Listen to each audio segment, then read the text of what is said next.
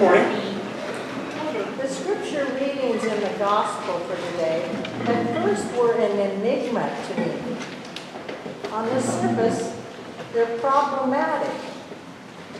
Problems.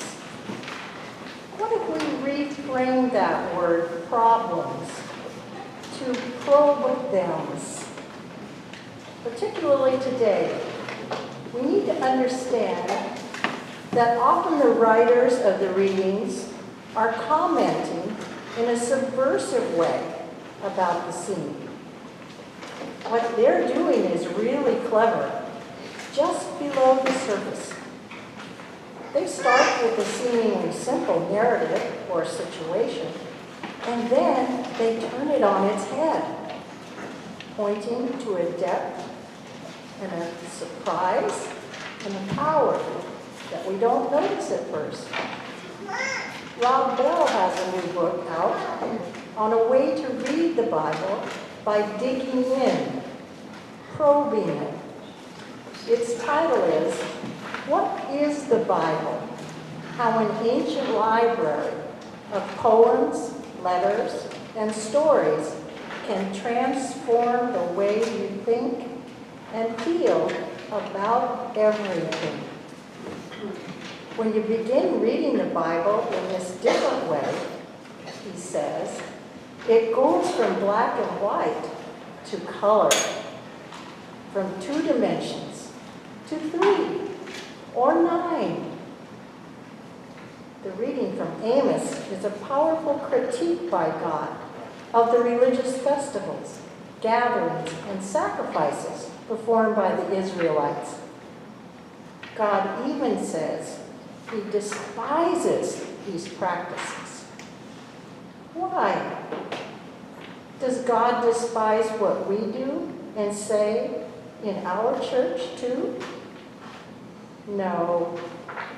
God says this because Amos is thinking of the church's practices in a time when they were ignoring the vulnerable, ignoring the needs of the vulnerable.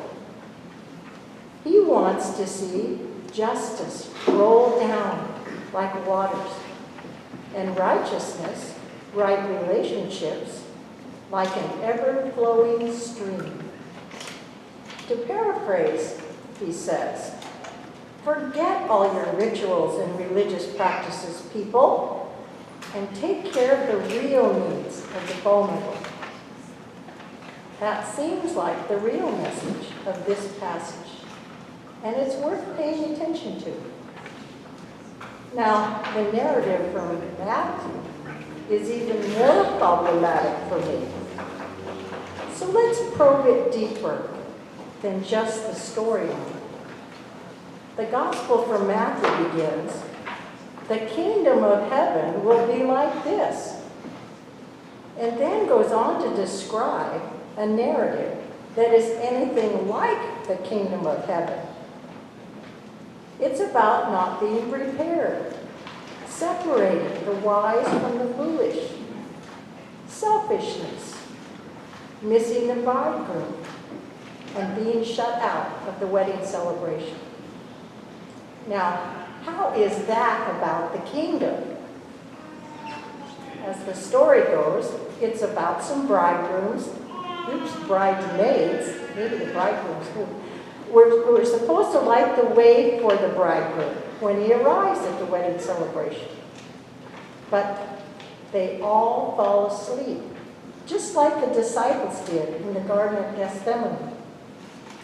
Because the bridegroom is delayed, the foolish bridesmaids run out of oil for their lamps. The wise ones refuse to share their oil and tell the others to go out and buy some more. Consequently, the foolish ones miss out on the bridegroom's arrival and are shut out of the celebration. Sometimes the advice of the wise is not all it's cracked up to be. The wise bridesmaids are proud enough of their planning ahead that they cling to their flasks of oil with clenched fists and refuse to let go. Just to confuse us more, Matthew's parable ends with the exhortation, "Keep awake, therefore, for you know neither the day nor the hour." Now the word is awake. All the bridesmaids fall asleep. The foolish bridesmaids get into trouble, not because they fell asleep, but because they ran out of oil. This is where we have to probe even deeper. What is the subtle irony of this story? All the bridesmaids operate on the mistaken belief that having enough oil is the most important thing about the procession. The foolish ones are so focused on scurrying about to get the oil, they miss the bridegroom. When they ask to be let in, the bridegroom says, "I do not know you." He doesn't know them because they were too busy to encounter him, to be there when he showed up. The details are not describing the kingdom of heaven per se. They're about ways in which we avoid encountering the kingdom of heaven. The foolish bridesmaids are too busy rushing about to be there to meet the bridegroom. The wise bridesmaids were too selfish to share and more than willing to hog the scene by sending the others away. Now, how is that about participating in the kingdom? Do we fall into these traps? Being too busy, doing all the things we think we should do, to be there to meet Jesus in our daily lives when he shows up, to be alert, awake to when he shows up.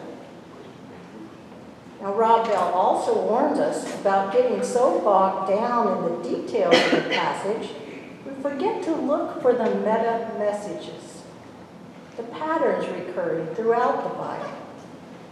The subtle message in the parable is about being present, awake, to encounter Jesus, the bridegroom.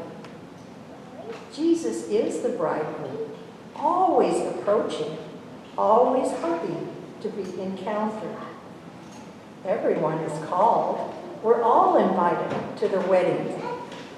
The question is not about being invited, being called. The question is, are we there to meet him? How do we tie the reading from Amos in with the tale of the bridesmaids?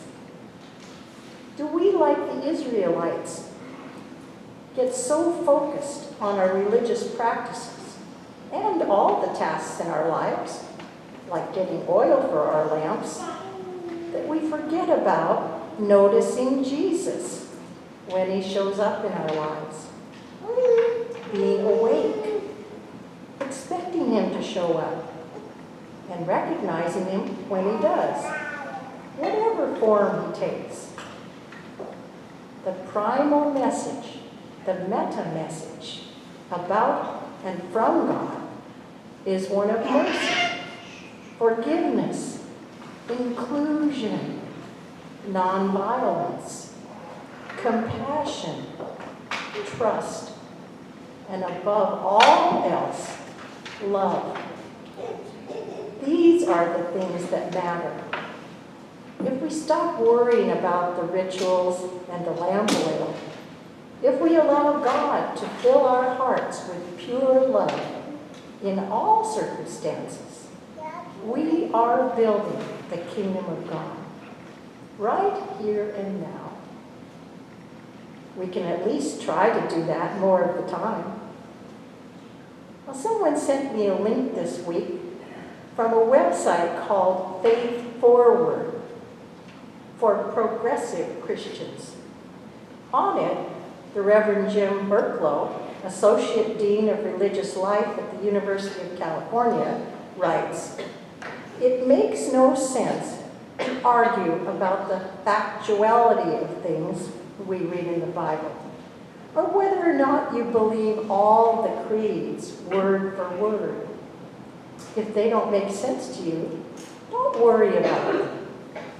Don't let dogma and doctrine get in the way of practicing love. Who is God? When Jesus asked us to believe in Him, He wasn't asking us to believe in a list of ideas about Him. He was asking us to believe in that spark of the divine that was inside of Him. Because He wanted us to believe the spark of the divine that is in every one of us. The belief that mattered to Him was faithfulness, a willingness to follow in the way of love, a willingness to feed the hungry, liberate the oppressed, heal the sick, preach the gospel, which is the good news that love is all that matters. The Reverend Burklow is edgy, and some of the things he says are startling to some of us. He's not asking us to agree with him on everything, or anything for that matter, but he challenges us to remember Christ's primal meta message, that God is love.